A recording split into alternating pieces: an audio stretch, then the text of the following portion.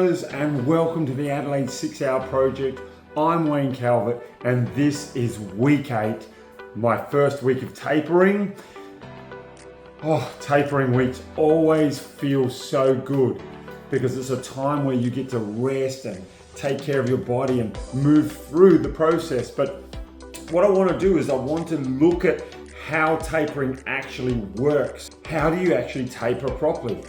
For me, it's been something of trial and error over the years, finding out what best works for me. How do I actually do it with the training? Well, that is something that should be the same pretty much across the board.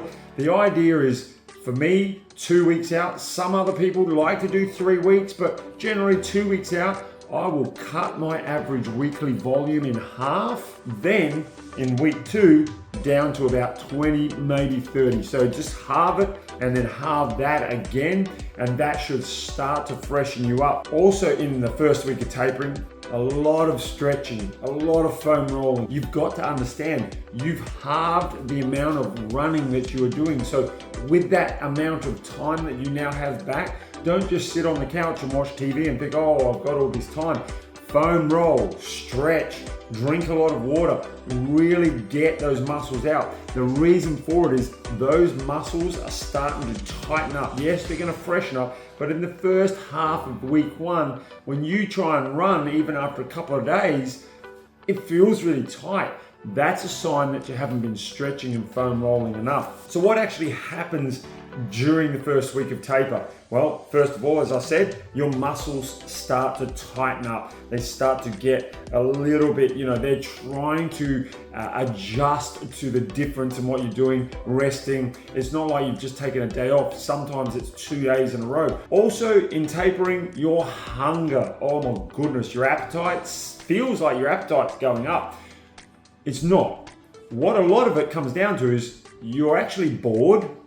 Where you were running, 5, 10, 15 hours a week, now you've halved that, and now your body's like, I'm bored. So you need to make sure you stay on top of that. What I do is, in the first half of my first week of taper, I just let it go. Eat whatever I want, just smash it all in. Then, into the second half of this week, I get on top of that. I'm like, I can't keep doing this because then you're going to go up by 2, 3, 4 kilos in a matter of 2 weeks, because boredom eating is not good. Also, something else that happens is you tend to get a bit more restless. That's your body just being used to always running, always training, and now you've pulled back. But the key is, towards the end of the first week, your body starts to freshen up. You start to feel it. So for the first half of week 1, you feel tired, fatigued, and you think, is this really going to do it? What if I go to the race like this? Then the second half of your taper week, then you start to freshen up and you're like, this feels really good.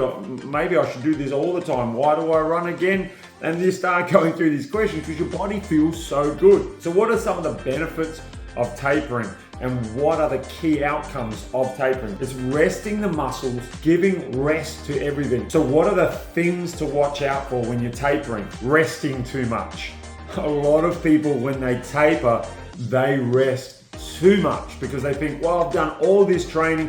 What happens? Your body actually goes in reverse and it goes into rest. Remember, you're trying to freshen up your body, taper it off. So taper it out. So think of when you're playing music and the music tapers off to the end. It goes quiet slowly. You're not just cutting off and resting, because if your body goes into rest, what will happen is when you get to the race, your body is actually in a fatigued, rested state, and it's really difficult to just pull it out of that. The other big thing I see, and I used to do this a lot myself, running too hard in your taper, working out too hard, not listening to your body. So what should your workouts look like while you're tapering?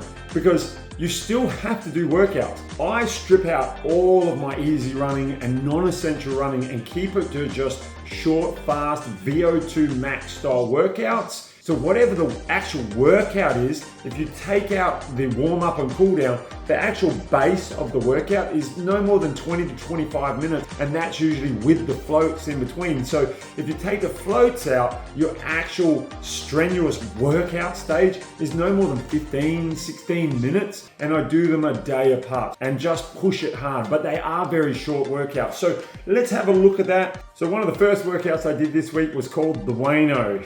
I know people laughing all the time. I named the workout after myself. Hey, what I've done is I've created a workout that's designed so even in your float, you should be staying over 80%. Why do you do this? It builds VO2. 2 lots of 1 minute 30, 3 lots of 1 minute, 4 lots of 45 seconds, 5 lots of 30 seconds, and 6 lots of 15 seconds with it. So what you're doing is you're pushing hard on your actual workout. So at the start, I'm out there 320 pace, 320 pace, 315 pace, 326, 322, 315, 332. So as you can see, as we just keep on going. Now, the critical thing here when you're doing your workouts for tapering is if your body is starting to feel any niggles halfway through, it's okay.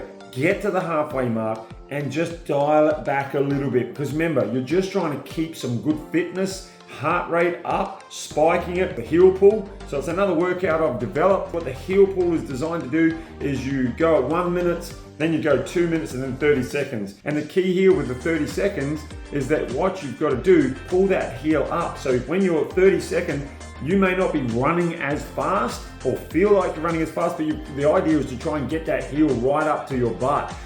So like a butt kick, as you would say. What that's doing is kind of like a stride out in the workout. The whole idea of this workout is the VO2 max, but to put in some more muscular training in there at the end when you're fatigued, because the higher you can pull the heel, the more air time you have as a runner, therefore the less ground contact time you have, and therefore the faster your pace becomes. And then I just finished off with park run. Now park run was a really good one because I decided, you know what, I'm tapering, so I'm not gonna push hard.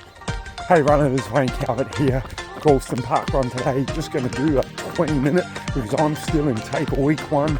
Got 7 more days to go to the Adelaide 6 hour. Come on, let's get this done today. Keep the heart rate up and push up those hills.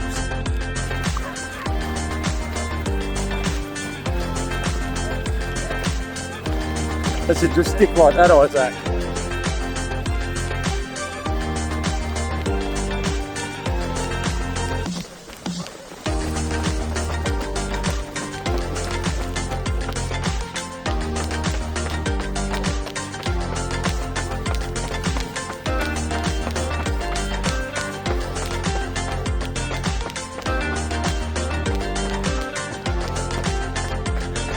Last hill climb, ready to go.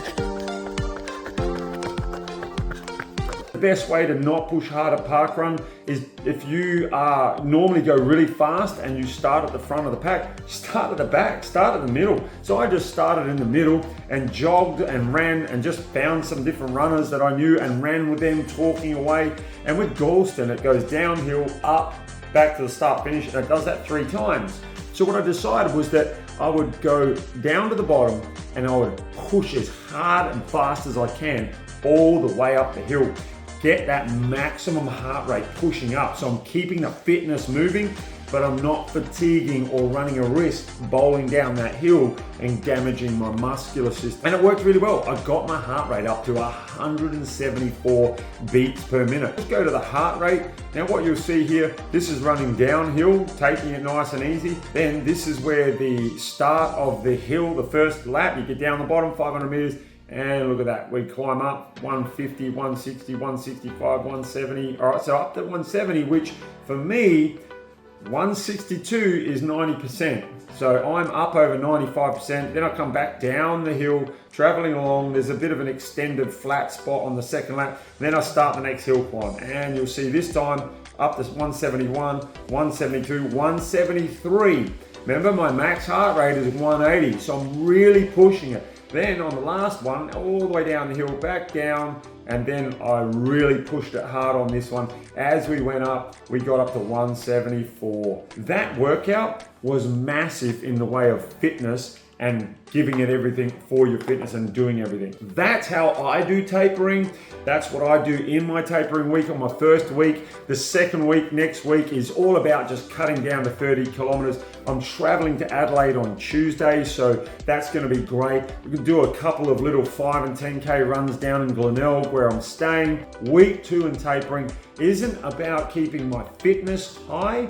It's more about just really freshening up. So most of my running, or if not all all of my running in week 2 will just be soft, gentle, easy running. Going to meet up with a couple of people in Adelaide from Strava, go for a gentle run with them and see how it goes. So I hope your training's going well. I hope you're getting a lot out of this series, and I look forward to bringing you the race itself on the next video. See you later.